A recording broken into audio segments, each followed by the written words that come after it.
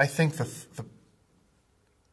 the studios that did the most visual effects work were Weta, ILM, and Rodeo, but we were able to work with some local French companies, which was kind of fantastic for me to be introduced to them. So we worked with Mikros, McGuff, and Digital Factory.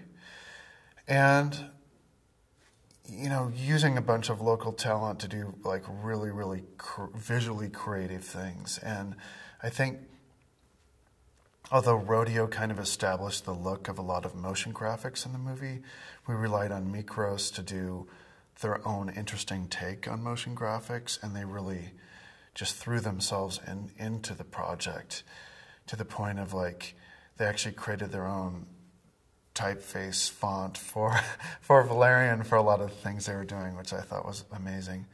And then McGuff did some compositing work for us, but also they kind of embraced a couple small sequences where they did some environmental work as well. I think the thing that I wasn't completely prepared for coming from working with more studio movies is really how decisive and basically kind of proactive Luc could be about doing things for visual effects. So he in fact had an entire cut of the movie mostly locked a year before the release date. And that allowed my producer, Sophie Leclerc, and myself to turn over massive amounts of shots to the visual effects companies very early.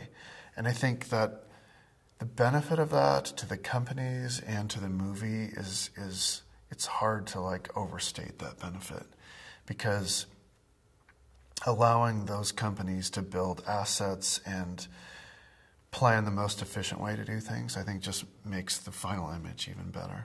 Normally, for better or worse, I think there's many creative voices in the making of a film, and at some point there's usually a test screening and then alternate edits of the movie that happen. And I really think Luc had been thinking and planning this movie for so long that he had a very clear path on what he wanted and didn't need a bunch of other creative voices coming in and guiding that path.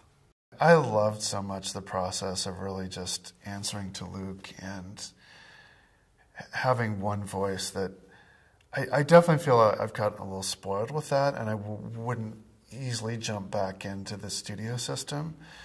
That being said, you know, I'm very open-minded about it, and I know there's not one way to make a movie, and I have to say, like, this was one of the most fun experiences of my life. I really had so much fun that, you know, given the opportunity to work with Luc again, I absolutely would.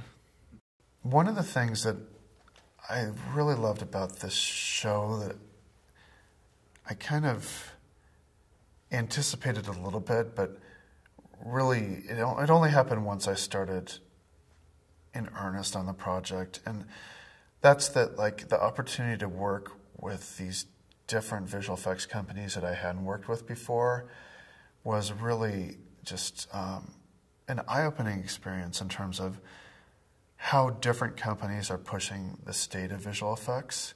So I think in particular the ones that did the most shots, Rodeo, ILM, and Weta, I actually learned a lot in different ways from each of those companies. And you kind of go into a movie expecting to learn a lot from the director, that's a given, but I didn't expect to learn as much from those companies as I did.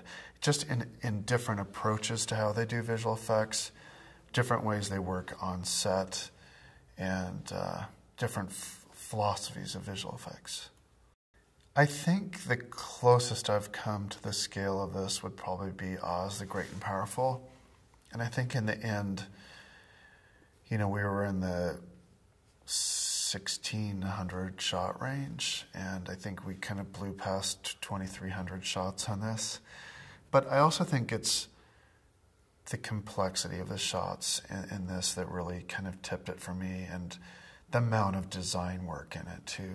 There was really, if you saw any of the presentation, the amount of like detailed design work that's even like very small and just for a moment on screen, like there was so much artistic love that went into every little moment there that was a whole different scale for me. It's hard for me to choose a favorite scene or character on this movie. I think there's one scene that always makes me laugh, and it's a scene with the Bulan in a kind of a dressing room, and without seeing the movie, that's not going to mean much to you, but I'd also say that there's an early scene in the movie with these creatures that we call the Pearls, and it's a very, very emotional scene. And for me, some of my favorite moments in visual effects that I've watched as an audience member have always been where you get an emotional attachment to the CG. And I think that's like what I always aspire to, is that you get an emotional response to visual effects. And there's this early scene in this movie where I feel like we really got that.